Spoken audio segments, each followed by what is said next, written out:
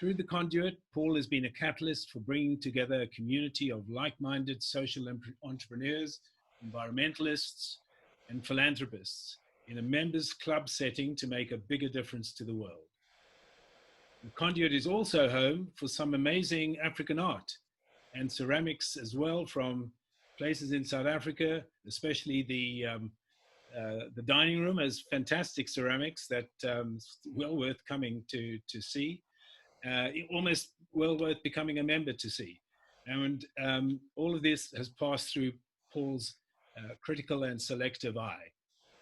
So in the other corner, we have Gideon, who's been focusing his artistic lens on political, social, and environmental justice. Gideon has a really powerful way of exposing injustices at a human level and creating a visual platform for advocacy and change. None more so than raising the profile of injustice during the AIDS denial period of antiretroviral treatment being withheld during those dark AIDS denial years, when the pandemic was sweeping South Africa, just as COVID-19 is doing today. Hearing the COVID conspiracy theories and listening to the views of anti-vaxxers is an all too familiar deja vu feeling, an echo of those who refuse to acknowledge that HIV caused AIDS. Here's a clip from Gideon's latest film, I think it's in development, Gideon, entitled Through Positive Eyes. At that time, in the mid-1990s, HIV was starting to have an unimaginable impact across sub-Saharan Africa, which had 3/4 of the world's 30 million people living with HIV. It was a slow-burning tragedy on a monumental scale, and in the subsequent years, as a photographer from South Africa, I became obsessed with telling the story, working across 8 different African countries. This subject is one of the most difficult for photographers to take on, challenging the whole fabric of our craft. How does one convey the horror of this disease, while also portraying the dignity and strength of the people who live with it?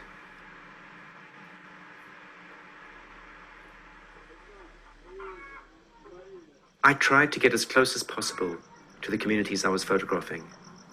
The images were often shocking, and despite the suffering I witnessed, I did not want to portray my subjects as hopeless victims. I wanted to show their bravery in their fight against a cruel disease. HIV, HIV,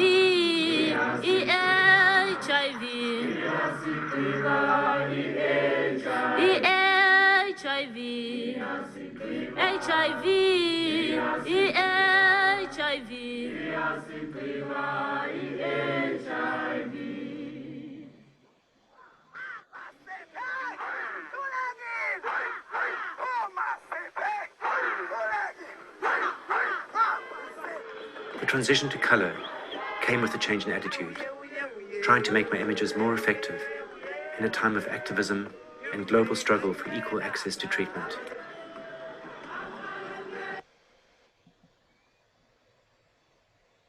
Right, well, at the same time that Gideon was doing his amazing work, One-to-One had been working in a township community in Cape Town and wanted to find a way to help stop the needless deaths of infants infected in pregnancy.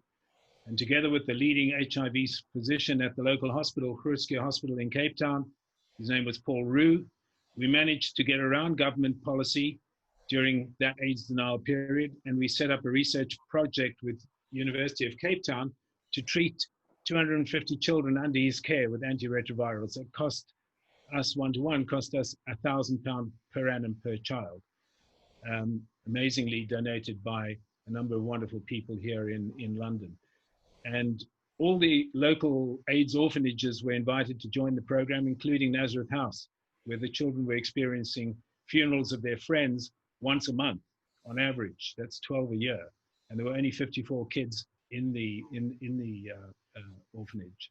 And the head of the orphanage, Sister Veronica, said she believed that this was divine intervention, but asked if I could guarantee that the children would be able to be on antiretrovirals for life. I told her that I could only guarantee 3 years, and we had We had 3 years commitment, so that was about £750,000 of funding. But I was hoping the government would commit, the South African government would commit to the longer term. And the head of HIV services at the time, Farid Abdullah, was watching the situation carefully, and he managed to get the letter that we needed that allowed the children to come on treatment. And those children survived. There were no more funerals, and sure enough, the government, Western Cape government, took over the model and rolled it out to thousands more children. And we then moved to the much more challenging Eastern Cape that I think many of you will know a lot about through recent news reports, which brings me to our director in South Africa, Julia Bishop, who's on the ground there overseeing our work in the Eastern Cape. Julia, why don't you tell us what's going on at the moment and what the big challenges are for South Africa right now? Sure, thanks, David. And I'm really thrilled to be on the webinar this evening with Gideon. I mean, the video just showed the incredibly impactful work that you've done. So I'm really looking forward to seeing more. In terms of an update on what's happening here in South Africa, the main sort of headlines over the last 2 weeks have been around the misreporting and misinformation in how numbers are being recorded, both in the Eastern Cape and also nationally. So the Medical Research Council estimates that there's 11,000 deaths in May and June that were attributed to natural causes and that likely should be recategorized as COVID-related deaths. And then more specifically in the Eastern Cape, out of Nelson Mandela Bay, which is Port Elizabeth, there was no deaths recorded for 3 weeks. And then when this came to light and people started asking more questions, on a single day they recorded 400 deaths. And so you can just see the kind of lack of information, the lack of clarity coming from the government, and this is coupled with mounting corruption charges around PPE tenders in Gauteng in particular that's led to the presidential spokesperson stepping down. So the context that we're working in continues to be challenging. The Minister of Health did go visit the hospital that was featured in the BBC article that we spoke about during the last webinar, and things looked a lot different during his visit than the pictures that the BBC had. But the situation remains kind of unchanged, and something that we've spoken about in previous webinars is the disruption to primary health services, which is obviously a huge concern to us, and especially with regards to HIV. I mean, so much work has been done through organizations like One to One, through activists and voices, and the photography of Gideon and the work that Paul has done. And we don't want to backtrack and backslide on that. I read a very scary article saying that if things continue as they do, we're going to turn back the clock to 2008. And that's the last thing that we want to do. You know, ART is freely available in South Africa now. And there's no reason why every woman who's pregnant, every man, every child shouldn't access that life-saving treatment because we fought so hard to get here. And I think sort of reflecting back on the lessons of the HIV response and some of the challenges that were faced, especially in the early years, it's just the sort of centrality of the community response. And I think that's something that One to One has always felt really passionately about, is the fact that often the best solutions are ones that come from the communities most affected themselves, and that it's all good and well for us to come with our policies and our ideas, but they're not always context relevant, and it really takes a strong voice and a strong leader in the community to make people change their behavior, which at the end of the day is what's needed, both in terms of COVID and in terms of HIV. And I think that's why the Mentor Mothers are playing such an incredibly impactful and important role, because they've been working in these communities in the Eastern Cape for the past 4.5 years, 5 years. They're trusted members of their community, and what better person to explain to you why it's important to social distance, or why it's important to make sure that your hands are clean, or why it's still important to be going to access your ART and your treatment at the clinic, than someone who helps you have a healthy pregnancy.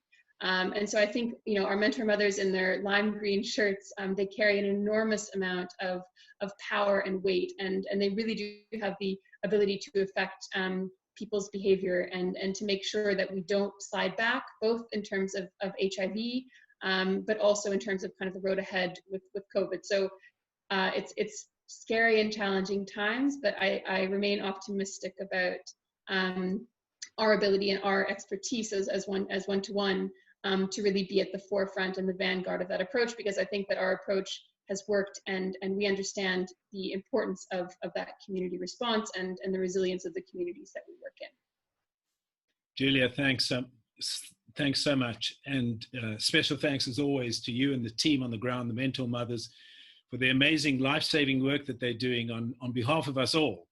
And I really mean that, because so many people here have contributed to our Save a Life campaign that's enabled the Mentor Mothers to do what they can do, to equip them with PPE, to give food parcels to the most vulnerable in the community. And we're now in a situation of huge uncertainty, but what we do know is that things are going to continue like this for the foreseeable future, and possibly at least for the next year, where we'll need more and more PPE. Initially, we provided PPE for 2 months, 3 months, or whatever, but we're going to need more and more PPE, for the clinics that serve us, for our Mentor Mothers, and food supplements for child-headed households. It's really tough out there. And that's why I'm really unbelievably grateful to Gideon for putting up some amazing prints for sale, where 50% of the sale price tonight is going to go, and they're on the website, and so afterwards you can go to it as well, and Paul will tell you and we'll take you through some of the prints. But 50% of that is going to come to our Save a Life campaign and go towards PPE and food parcels for the vulnerable. So Gideon, and I know the other 50% is going to your environmental projects. So both unbelievably generous on your part. Anyway, no more from one-to-one. It's now over to Paul for your conversation with Gideon, and the subject is photography as witness. Paul. Thank you so much, David. When you called and asked me to help facilitate this conversation and to kind of broaden it to the Conduit community, it was for about 6 or 7 separate reasons a very easy yes. First, because I'm a fan of you and your work. I'm a huge fan of Lauren Jacobson, who I know has done important work in the organization and did incredibly important work when I was an activist in South Africa in the 1980s. I'm a fan of Gideon's work because I think it's chronicled over decades, both in an incredibly, with a beautiful eye, but it's chronicled in a searing and open and honest way. Injustices across so many different frontiers, from the climate to AIDS to the brutality of the apartheid state. And I'm delighted to be doing this because it relates to the country of my birth, a place that is capable of, in the words of Alan Paton, hope on one day and despair the next, a place where you have the most inspirational, extraordinary things that happen, and then the darkest and most difficult things. And on balance, South Africa is a place of hope and inspiration, and an inspiration to the rest of the planet. But it only is enabled to do so if we engage, if we contribute, if we give back, if we support. And that's exactly what one-to-one is seeking to do. So Gideon, when we started this conversation, you uncovered in the late 1980s an article that my father had written as a columnist in a local newspaper, praising to the high hills one of your exhibitions, which chronicled life in Yeovil, which was an incredibly interesting suburb in Johannesburg, still is, but also a kind of hotbed of the anti-apartheid student left that I was very active in, and indeed where I lived. So the intersections between our respective lives are remarkable. And so I want to start off by inviting you to take us through various bodies of your work, and to share those with those people who are who are dialed in tonight, zoomed in tonight, and then for you and I to kind of talk about them, because they're very moving, they're extraordinarily done, and they're the mixture between art and activism in one place, which I find so moving. So why don't you kick off, and we'll facilitate the conversation this way. Okay, so I will start by sharing my screen. And firstly, I also wanted to say how honored I am to be part of this event. I have huge admiration for the One-to-One Foundation, and of course, huge admiration for Paul and the work that you've done, over the years, particularly with the Truth and Reconciliation process. So I feel, this is going to be a really special event. So let me start by sharing my screen. And I think it's probably interesting to begin at the beginning. Hold on. Okay, sorry, just sorting out the technical things. And the beginning relates to the kind of present, because I have just recently produced a book called Freedom or Death, which is really about my earliest work from South Africa, dating, back to the mid 80s and the early 90s. And this project involves 3 different interventions in my archive from this period. And the opening picture is this image, which is from the Merge series, which shows Zinzi Mandela, who, as you know, sadly passed away just a few days ago from COVID. It shows Zinzi Mandela arriving at Jabulani Stadium in Soweto to deliver a message from her father, refusing an offer of conditional freedom. He was given an offer in 1984 of freedom if he renounced violence, which he refused in the most moving speech, which was relayed by Zinzi. And just to explain the Merge series, because is that I have brought together, I've made this particular intervention in my photographs. And to explain it, that's the front of the photograph. And that is the reverse of the photograph. And that's partly about the functionality and the materiality of the image. And that is the combination of the two. We have sort of brought the reverse of the photograph into the image. This is another example, a picture of President Kennedy in South Africa. That's the reverse. And that is the way the image works out in the end. And it's, for me, it was a process of kind of reflecting on my press images and how the images were used and how they kind of live over time. I'm going to take you through a PDF of the book now, very, very quickly, showing, and the book is really about 3 different interventions in my archive.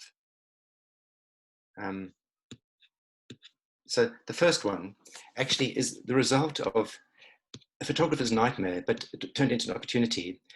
A box of my negatives, which I left behind in South Africa, which largely neglected, were water damaged, with some quite remarkable effects. So this is an intervention in my archive from time and nature and mold. These are all, political pictures taken in the midst of the kind of struggle of the 80s, images of tragedy, images of hope, some, quite desperately sad images, images of power, and this water damage creates a kind of ethereal effect, which I think, has transformed them in quite a remarkable way. And there was no intentionality here. This is just exactly as kind of nature made them. So Gideon, I want to ask you a question about that, because, and it will come back in the story you'll tell us about your work documenting climate change. But I want to ask you a kind of high level question about the work of a photographer of your calling, right? You you could be a photographer and you could decide to work for Vogue or for Architectural Digest, and you could make beautiful pictures and create extraordinary art. We can be a photographer who says, I want to make my work part of a conversation about justice and about a society we all hope to live in, but also drawing attention to the ways in which our society falls short, or pointing a camera and also a finger at injustice. And when you're doing that, and when you're staring down the lens, and when you're trying to make something that is beautiful and aesthetically appealing, but also simultaneously an exercise of activism, what part of your brain is working when you're looking down the viewfinder and formulating your photographs? Well, I mean, I think that's a very important and not easy question to answer. I mean, I think there's a lot of instinct and, for me, kind of emotion when I'm photographing. I mean, I think the choices I've made, I began my career, these images are from a time, in the mid 80s, when I was in my early 20s, when I was making these photographs. And, I was so naive. I was thrown into these situations of life and death, horror and mobilization. There were horrific moments. There were inspiring, wonderful moments. At a very young age, I witnessed these events, responding without thinking very much. And some of the dialogues recently, I was completely oblivious to, in some ways, my own privilege. I was a white photographer photographing in a lot of Black communities in South Africa, and I think, in a way, photography gave me a weapon at that point in time. I was a guilty white South African, feeling very bad about my privilege and my relative comfort. And photography, I suppose, gave me a way to pay back and feel I could do something. It was, so I think from the early stages, for me, it was a tool of visual activism. And I think this experience of that time kind of marked me, had this impact on me. So I kind of, obviously I have photographic skills, and I could probably have made a decent living, working as a commercial photographer. I've always felt compelled. I've always felt very irresistibly drawn to documenting, I suppose, what I consider the most important social issues of my generation. So from HIV to climate change, these are issues which I felt very important to respond to. I'm very drawn to this work because as you go through it, you can see the damage of the water, but to the eye of a South African, you can also discern exactly what's going on despite the damage and despite the obscurity. This image here of sort of what is clearly white rugby players with testosterone in abundance would be very familiar to anybody who confronted the police in the 1980s. Tell us about this. Well, this image, I mean, again, this was the kind of randomness of this process. Of there were very few images which were affected. In a way, there was some images. That's what I'm trying to get at, is the combination of having an interesting image and an interesting effect of the water damage. There was no selection to be made. There were just certain images, and this picture was taken of the Rand Afrikaans University Raal rugby team in their change rooms at the kind of celebrating and praying. In fact, praying at the end of a game. I was actually doing a project about the kind of rugby and the politics of rugby in the kind of late 80s. So that's where the project comes. And I've always been very aware, growing up as a white South African, as how powerful and what an important place rugby had in the kind of construction of kind of South African masculinity, particularly kind of in the Afrikaans community in South Africa. Paul, should I just move on into the next intervention, which I'll go through quickly, because this book is 3 different interventions in my archive. For this series, this is a collaboration with Marcelo Brodsky, an Argentinian artist who intervenes in photographs with crayon and writing. We worked together to create a set of 4 triptychs, each one focused on a particular object which reappeared repeatedly in my archive. So the first 3 pictures are about the stone, and the series is called The Stone, the Gun, and the Plate. So we have the stone appearing as an instrument of struggle. And then the next 3 are about tear gas. We move on to the wooden gun, the symbolic wooden gun, as a brandished as an act of defiance. And the final sequence is about the sjambok, the rubber whip which was used by the police to confront protesters and demonstrators. And I think, Marcelo, this again was a process where I had no control. I provided Marcelo with the images and a lot of information and the captions and the text, but what he did was his process, and it felt like a very genuine creative collaboration. I really, some people, truthfully, some people love this work, some people hate it. I've had some, curator tell me, has told me, this is really, really, I'm not respecting my own work, and other people have said it's an amazing way of energizing the work. And what really struck me was 3 of these pictures were on display at the Apartheid Museum and in Johannesburg, and I had a lot of feedback from the group of people who did the school tours to say school kids responded really strongly to this work and really were drawn to it. I am not surprised by that at all, because I think there's something about it which feels like a combination of pop art, photography, and cartoon. And I think it makes, for anybody who has experienced those scenes of violence and of conflict, it doesn't detract from both the horror and the emotion. It actually accentuates it. So I'm a partisan, but I think it works. It's a wonderful piece. Let's go on to the next. Okay. So the final series is the Merge series, and this, I'll move through it pretty quickly because time is moving. I explained how they work. These are images where I've always combined the fronts and the backs of the images.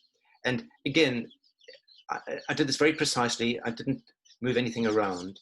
It's a very particular intervention, and I think for me, I guess I'm at a point in my career where I'm not interested in just showing the pictures as they are. I'm interested in talking about how they worked as objects at the time. And, I think that's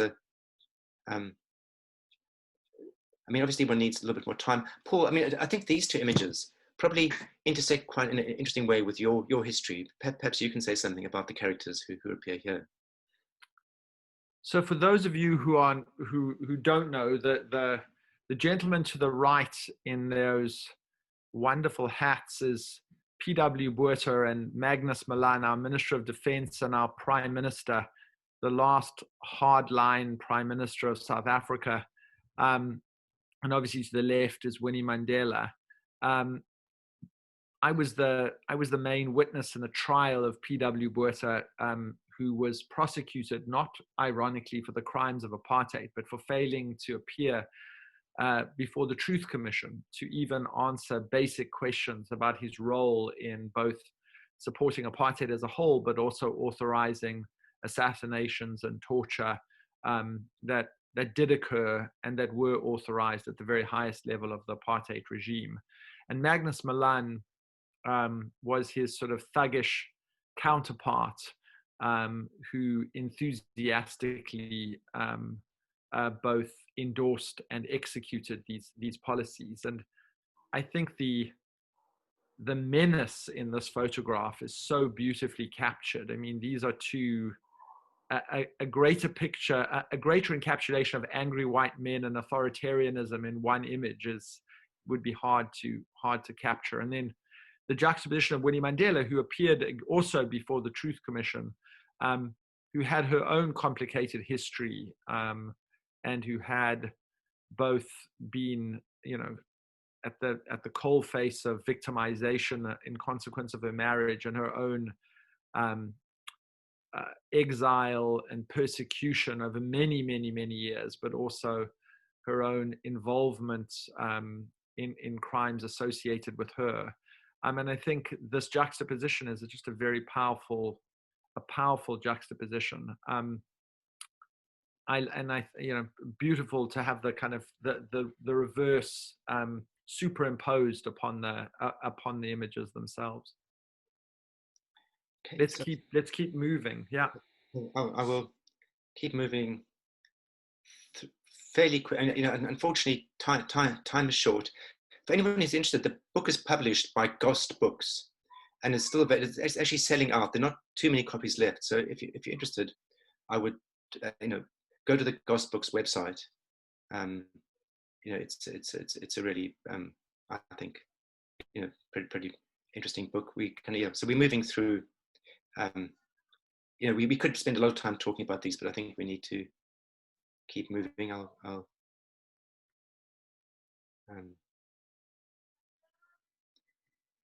There's F.W. de Klerk, who is the next leader, and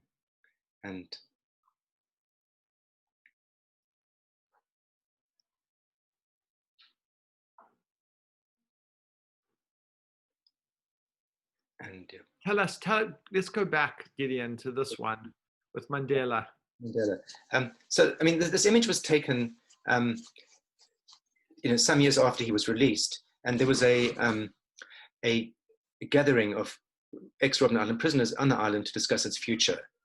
There actually was there was a choice I had to make as a photographer.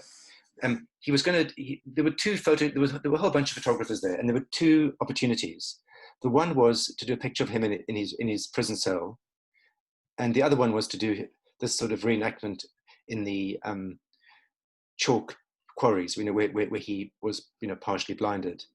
And one couldn't do both. We had to choose, and almost all the photographers chose to do the picture in the cell. I chose to take the picture over here, which I did regret at the time. But actually, because that obviously was the cell picture was much more dramatic. But over the years, this image has really grown on me. There's something about that rock and his, his poise there is kind of really interesting, and particularly in that kind of wonderful shirt. And that's also one of the pictures you may have seen, which Marcelo Brodsky did an intervention in. I think that this photograph is absolutely poetic and lyrical, because if you wheel this back in time, this would have been a scene of subjugation. I mean, prisoners in Robben Island did this work. It clogged up his tear ducts. It impaired his vision. It's black men chiseling into white rock for pointless reasons in an island where people have been deprived of their liberty in the country of their birth. And then you have a president, the icon of the 20th century, coming back in an expression of freedom, delicately chiseling away at a white edifice, but with great composure and dignity. I think your choice of which image to photograph was prescient, and this is just an absolutely remarkable piece of work. And that's, I suppose, it's the kind of semi-concluding image of the book. At the final end, there's a kind of author's photograph, which is me after I'd been shambocked by the police in 1985. So that's a much younger version of me, with the marks from having been shambocked. But I think perhaps, Paul, I see time is moving on, and perhaps we should. Let's move on to the body of your work on HIV, and I think it would be really important for you to kind of give us a sense of where it started and how because it has an interesting link to this country. Okay, so my work on the issue began in London, and through a complex set of circumstances, I was part of a photographer-owned kind of fairly sort of political agency called Network Photographers in the early 90s, and we did a group project about HIV, and I ended up spending a couple of weeks photographing on the AIDS wards at the Middlesex Hospital, and this was a life-changing experience for me in many ways. I had a real experience at a time when HIV was a horrifying death sentence. In the time that I worked on the ward, I worked with 4 different people who, made the brave decision to allow themselves to be photographed at a time when there was such immense stigma.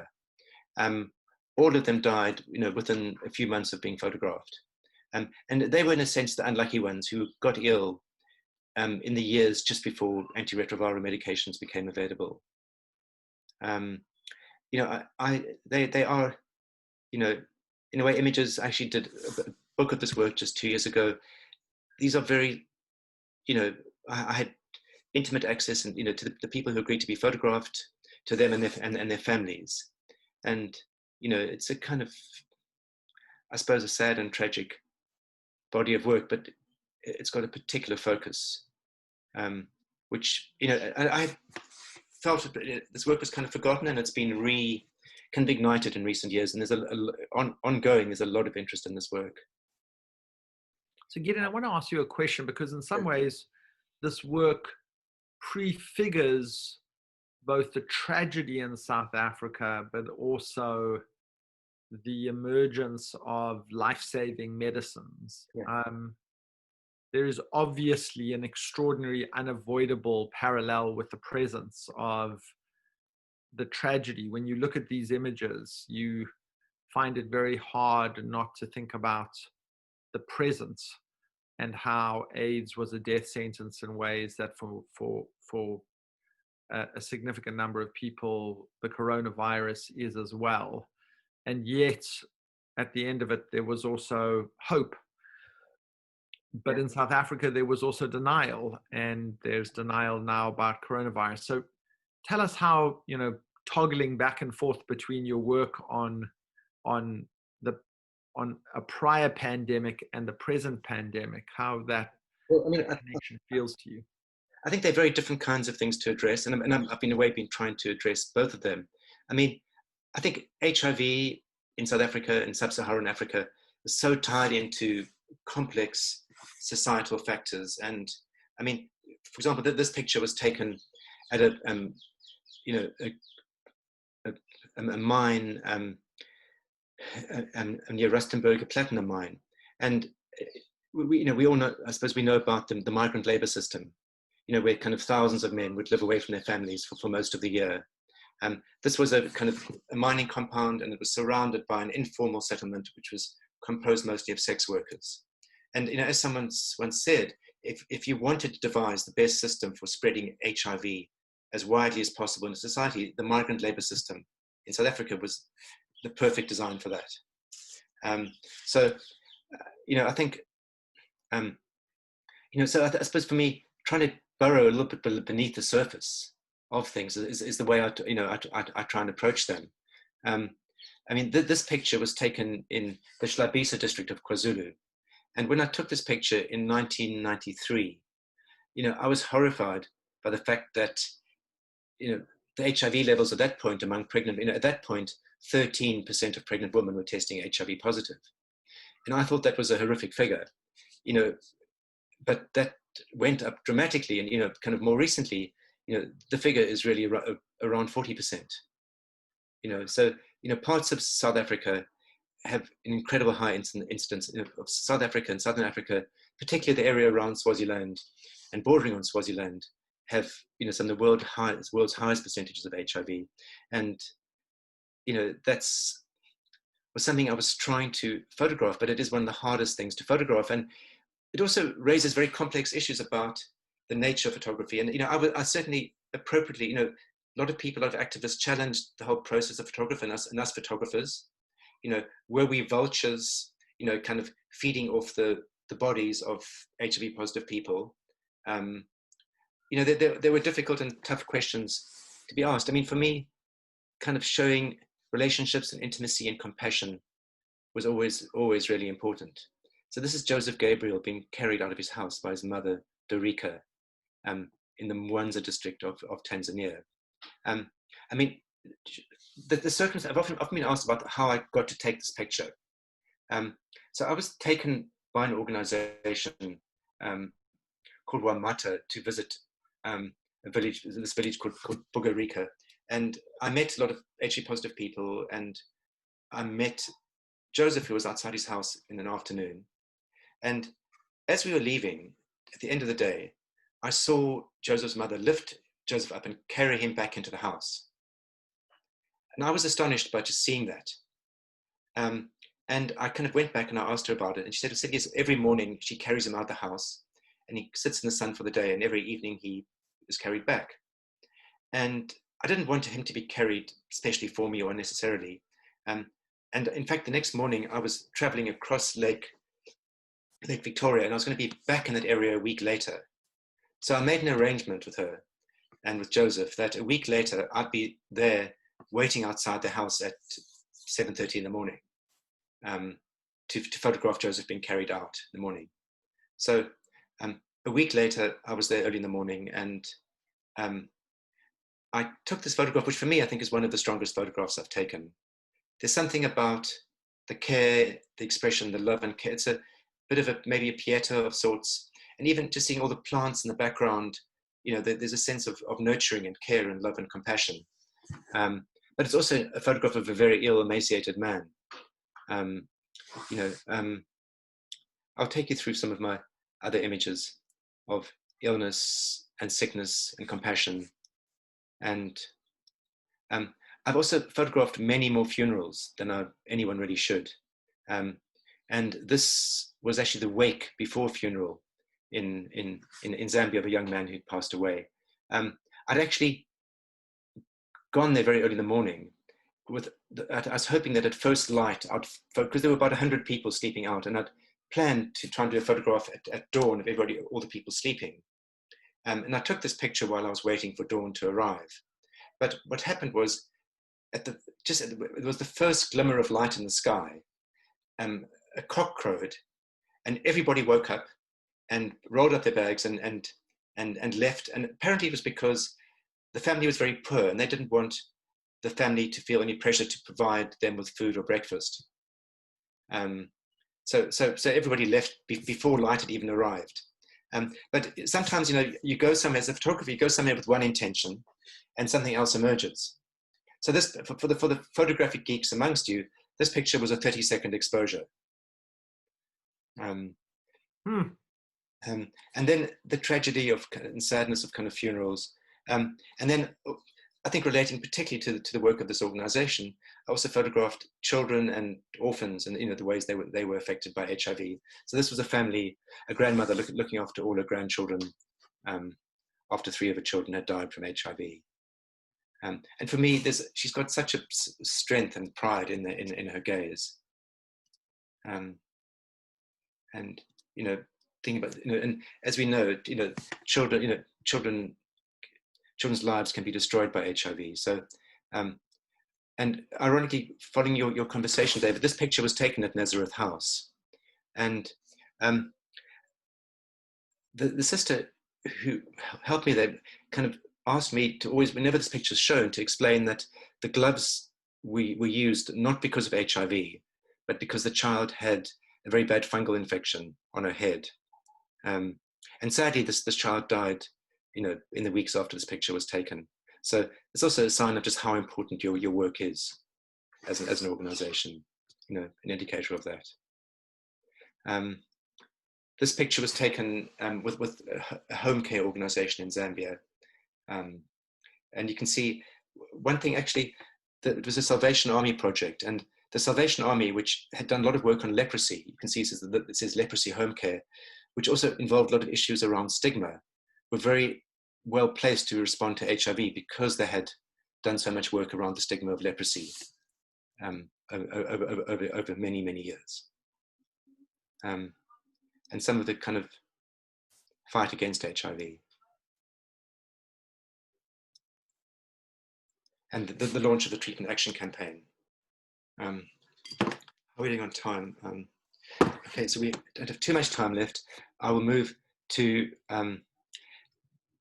a project done in a way where I was moving away from a traditional photojournalistic approach and more activist. I ended up in a situation in Mozambique where I was meant to photograph an organization, but nobody actually wanted to be photographed because of fear of being identified. And I devised this tool of a black frame, which people could occupy in any way that they wanted to. in order to make their own statement. And these are two of the photographs from that series. Again, we're moving on pretty quickly. Can you flick back? When we were going through these earlier, I found this photograph so moving. You juxtapose it with the prior photograph, which was about stigma and shame and anonymity. And this photograph is just a very powerful mother and her fearless looking daughter. Anybody who has a daughter will identify with that sense of fearlessness in that gaze. And maybe talk a little bit about the people in your work who wanted anonymity because they feared stigma and retaliation, and then as people either sought to assert themselves not as victims but as people with their own agency, or as treatment emerged, as people began to emerge in better health, these two screens seem to kind of represent two experiences of the pandemic. Yeah. Well, the man on the left in Mozambique, he felt he couldn't even wear his clothes in case he was a student at the university in Maputo, and he didn't even want to have his clothes on in case he might be identified. So he was really expressing, the fear and the stigma, and each people in each situation, their words were very much part of the process. Tandeka on the right, she was an activist, and unfortunately her child was HIV positive, and she was part of one of the early court cases in South Africa, which were calling on the government and the drug companies to provide the drugs which can prevent mother-to-child transmission. And she basically said, had she known such drugs were available, she would have, she would have used them to prevent passing on the virus to her daughter. So she had no idea the drugs were available. They weren't at that point, and so she was living with the guilt of passing on the virus to her child. So she was part of one of the first court cases about that. And I've done various bodies of work around HIV. This was a project called The Harsh Divide, where I was working with the 360 panoramic technology. And in fact, this situation came out of a misunderstanding. When I arrived at the Treatment Action Campaign offices in Johannesburg, I was expecting to meet 2 people who were going to be photographed, and 23 had turned up. And so we devised this method. And in fact, the way that panoramic technology works, everyone was sitting around me in a circle, and everybody, that they made their own statements, and some people could be identified and some people couldn't. And in fact, there was a lot of clothes swapping because of that. And I love the way people were just able to use this opportunity to make their own statements about access to and then this was a point when it was a real vicious street fight about access to antiretroviral technology. I'll take you through some of these photographs. And then one of the final bodies of work I did in South Africa was there was a need to really have very direct evidence. And I did a project in Lusiki, which I know is an area where you guys work, one-to-one work. And this is Nompilo Mazuza, who, when I met her over here, she had a CD4 count of 7, which means she had almost no functioning immune system. But there was a very interesting project in Lusiki with run by MSF and in conjunction with the Nelson Mandela Foundation. And they were working to find a model for providing medication in a rural area. And Nompilo really was desperate to survive because of her two boys. And these pictures were done over the space of 2.5 years. And you can see her, later on, buying a chicken in the center of Lusiki, and that's her and her boys. And for me, that is just really important evidence, and you put these pictures together again. I think, if there's a series of photographs that capture the importance of the work of an organization like One for One, a picture of a person who looks literally and figuratively to be on death's door, and then images of medication with an expectant looking children to images in a more robust person out shopping, and then in a field with children doing what great mothers do, looking after them from a position of health, that trajectory and that transformation occurs by the delivering of life-saving medications to people who would otherwise not be with us. Yeah. It's so important, you know. And that's been such a kind of, and in some ways we forget. I think we take it for granted now. You know, we've kind of forgotten what how important that struggle was, 10, 15 years ago. So Gideon, let's now pivot to deal with some of your more recent work on climate. So tell us, and there's a link back to the water damage on your prior images. So water seems to have either blessed or bedeviled your career as a photographer, but tell us about that. Tell us about the scene. Okay, so I began trying to find ways to photograph climate change, really starting from 2007. And I began a project which I called Drowning World, where it's a mad project. It's a completely insane idea of traveling to floods around the world. And I'll take you through the different narratives of the project. So the central narrative is a series I call Submerged Portraits. And they are essentially portraits of people, in the communities, in their houses, in the floods which have affected them. And for me, the portrait, the direct gaze at the camera is central. It's a kind of accusing gaze. It's open. There are many different interpretations to the gaze, but for me, that engagement with the camera, people looking out from this environmental devastation, is really important. And you may notice I've arranged these photographs in kind of order of descending water level. So these pictures are taken in 13 different countries around the world. I began in England, I photographed in India, in Haiti, in the Philippines, in Germany, in Thailand, in Australia, in Brazil, in France, a few times in the UK. So it's been quite a global journey. Nigeria was a central part of it.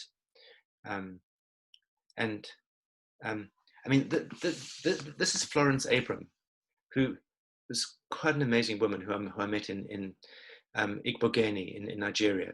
And Florence, in fact, was a baker. And these floods, which were in 2012, were huge floods, which at one point covered an eighth of Nigeria, killed, with hardly any kind of media attention, killed many hundreds of people. Florence's bakery and all her supplies, she was someone she had no insurance, but her whole business was destroyed. She employed about 20 people, and about another 30 made their living from distributing her bread across Bayelsa State. And when I went and photographed her, when I was working in Nigeria, I had this arrangement, and on the advice of my fixer, the person I was working with, that for everyone I photographed, I paid them about $20 as a fee for their time and for their energy. So for that, they took me to their houses and I photographed them. And I photographed Florence, and at the end of my time with her, I tried to give her $20, and she refused. She said, "No, I don't want to take your money. I want you to show the world what's happened to me." And I think that for this project, I feel what I can do is a kind of deep witnessing. I can't change much. I can't help people much when their lives have been so devastated, but all I can do is really witness what's happened to them. Gideon, can I ask you just a kind of logistical question? Yeah. Floods happen and they recede. Yeah. How did you get there so fast? Well, that is you've put your finger on a source of huge stress for me, because floods happen and I'm always trying to make that decision. Do I travel? Don't I travel? And, actually, I traveled to Australia. Halfway around, there were huge floods in 2011. When I got there, the first day, the water was above roof level. The second day, the water was gone. It was like a toilet flush. It was gone really quickly. So you never quite know, but I do my best to find out, and it works. And I've generally managed to do it, but it is something I'm always very stressed about when I make this work. It is. And I do a lot of research. I mean, but it is a complex question. And that's, the closing picture from Haiti.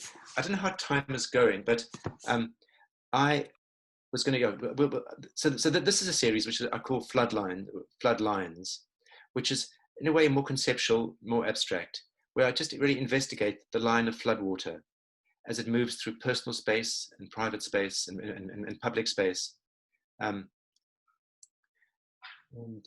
It's a kind of perverse kind of instinct I have. A flood is a most chaotic, difficult environment.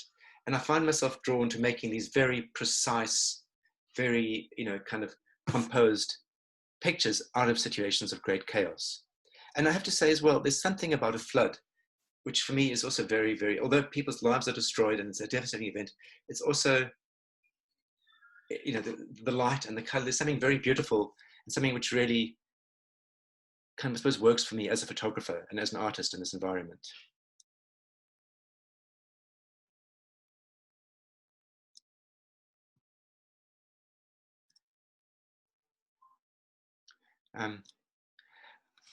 To take you through this explanation story very, very quickly, when I was in Haiti in 2008, I photographed in the city of Gonaïves, which was devastated. The river Quinte had burst its banks and the whole town was underwater and mud. Getting there was very difficult. You couldn't fly there, you couldn't drive there. The only way in was in a UN helicopter. And I spent 5 days trying to get into Gonaïves. When I finally arrived there, I got taken out and I began to photograph. And on my first day, through various accidents, both of my Rolleiflex cameras, I worked with Rolleiflex film cameras, both of my cameras fell in the water. My strap broke for the one, and for the other one, my assistant knocked over my tripod. And I was dealing with having no camera to work on. And because a Rolleiflex is an old camera, it's a kind of device which is like a box with a lens. I dried the camera out and I thought I would just continue and do my best to photograph. So I photographed this remarkable situation for another week. And when I got back, this is what most of my film was like. There was still a lot of humidity inside the lens and very little could be seen. But you can see, I then began to sort of reconsider. And although, at first I thought this is such a disaster, I went all the way to Haiti and all my film was messed up. I began to realize actually maybe something quite interesting was emerging.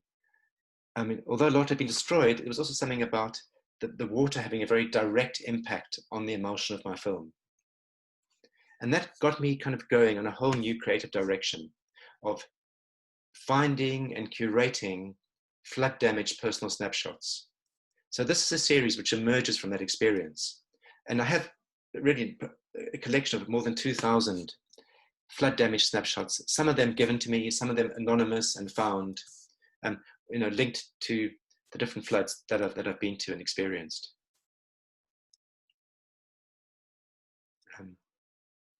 Time is short, so I'm going to move you through these quite quickly. So this one in particular, when I was working in Srinagar in India, this was a few passport photographs floated by us in the water, and my assistant kind of actually fished this image out of the water.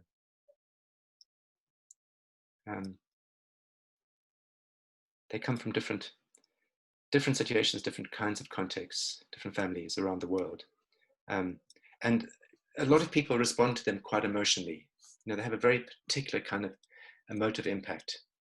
Something about the impact of flooding and climate change on collective memory. Some of them are very, very tied to particular individuals. So this is Shirley Armitage from Somerset in the UK. And on the right is a picture of what she called her third failed marriage. So sometimes you see the person and the image, and for me that is quite powerful.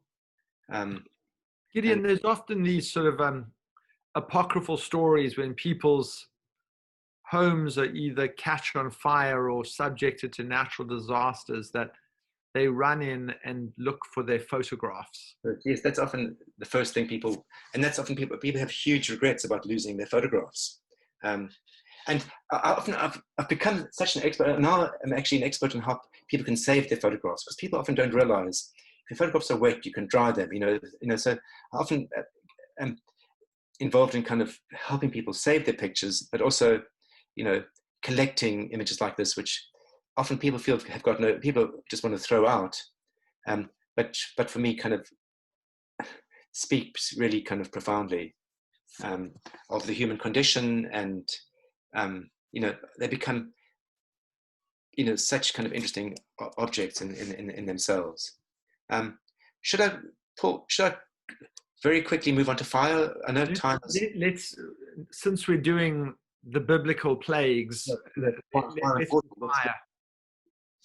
So I'll just take you through some pictures done recently in the fires in Australia. When I responded to, because fire is also kind of equals flood in terms of how it's going to impact on us in the future.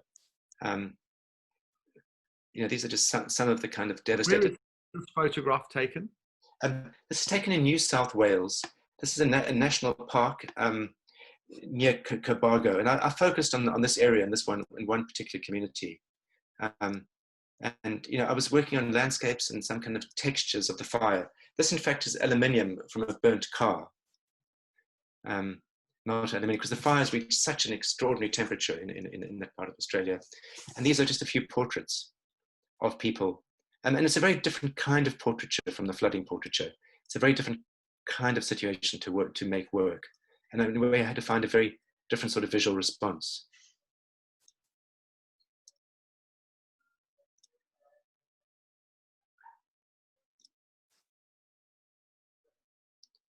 Just a few portraits and some of the regrowth after the fire. And then I've actually been making tin type photographs. This is an old photographic process of some of the burnt objects which people have given to me.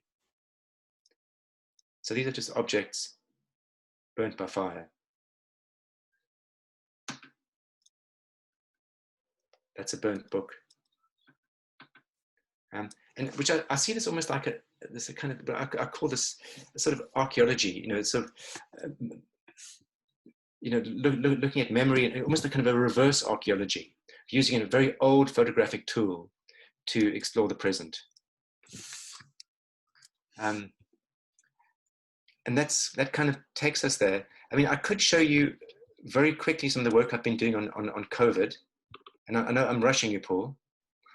I wonder whether you have the pieces of, why don't we quickly go through those, because they're wonderful. Tell us just in a few minutes, this is a wonderful recent project. I'm sure people would love to see it. So I was searching for a response to COVID, and I was actually visiting this Market Street close to where I live, and saw that the council had painted these lines, these kind of lines of separation down the market.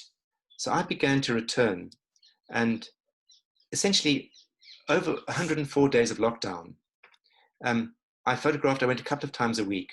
I actually made about 330 photographs, and it's always the same photograph. So, a different person, different situation, different time of day, different color, different light. But it's the same.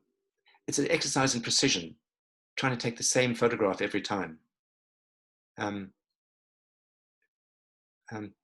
you get a sense of the diversity of this part of London. And for me, there's something about the challenge of making a portrait with a mask, which felt kind of very apropos of the moment. That everyone is different, but some people find kind of quite elegant ways of wearing masks. Some people are just very functional. There's and it was a very interesting way of kind of connecting with people in this time. And it's a weird combination of the control. I have the control of portraiture. People agree to be part of the picture, and I can control that, but I've got no control over the street behind them. So it's an odd mixture of portraiture and street photography. I'll take you through it and I always collect people's words. So people's words about how the virus has affected them and why they wear masks. And Manny over here, he reappears many times. He's actually a lecturer in fashion. So it's kind of, so, there's individual characters, and actually halfway through, because these are done completely sequentially, they're arranged in sequence. Halfway through, the council came and repainted the lines and the 2-meter sign that you can see over here.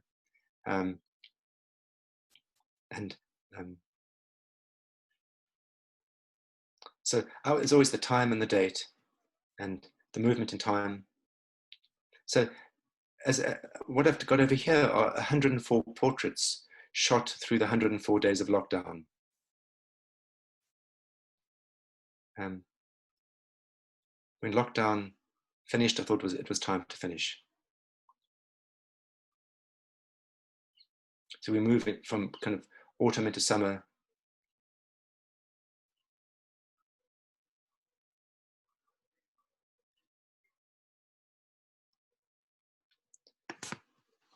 And it's a challenge to always do the same frame every time, but the image is always different.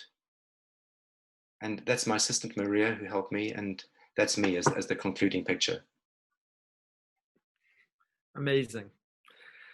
Gideon, I've 3 observations. Well, the first is it's really fitting that David should have asked you to do this, because there's a strain of dignity that runs throughout your work, that you capture people in circumstances of hardship or difficulty, whether it's a flood or a fire or HIV or the pandemic here more recently. But people are never, I think, on the wrong end of your lens. You always look at them sympathetically. Secondly, for those of us who are interested in positive social change, it's incredibly important, I think, to continue to remember that we do this because of human beings, because of people we love, because of community, and because of an obligation to other. And I think you capture the very best of humanity and the suffering of humanity, but also you make it real in ways that I think evoke us to action. And I think it's very hard not to see these images and not to care about the climate, or not to care about HIV and AIDS, and not to feel compelled to act. And then also because it's about generosity. I mean, I think the kind of 2-meter rule tells you that we've been separated from each other, and as a species we don't want to be separated from each other. We want to be with each other, and we want to engage, and we want to embrace, and we want to be connected, because human beings at their finest are when they support each other. And from your beginning of your work under apartheid to now, we're all trying to build a sense of community rather than break that community down. So I want to commend you. B, I want to shamelessly plug the work of One-to-One and tell everybody to continue, for those of you who are supporting it, to continue supporting it.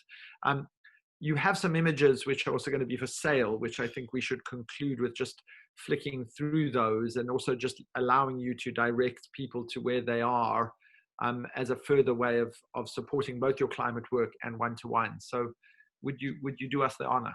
Okay, so sure. So we have a few, kind of prints, mostly limited edition prints, which are available for sale. This particular image, we've actually, which I haven't marketed in any way before, is we're doing as a special edition of 10 prints for the One-to-One Foundation. So for this particular sale, so this one is a special edition for this event and for this moment. We have two of this particular print available, and this is done in conjunction with Art Co Gallery, who I work with both in Germany and South Africa. We have this image from the Watermark series, which I think is just such a special kind of compelling image. We have this picture from the Floodline series, taken in fact in a very poor black community in South Carolina, which was, you know, often the poorest communities were worst affected by flooding. We have a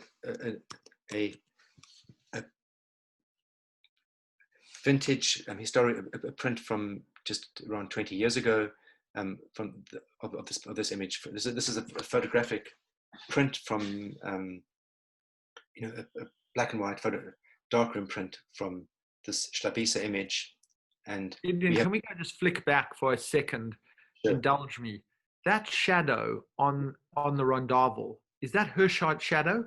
No, and that's a question which many people, that there's been a debate about the shadow, and it is actually, if you look at the way the light is falling, that she was walking with her daughter, and her daughter is to the right. It was very, very low late afternoon sunlight, so her daughter is to the right of me, not in the frame, but the sun is catching her and projecting her shadow onto the hut.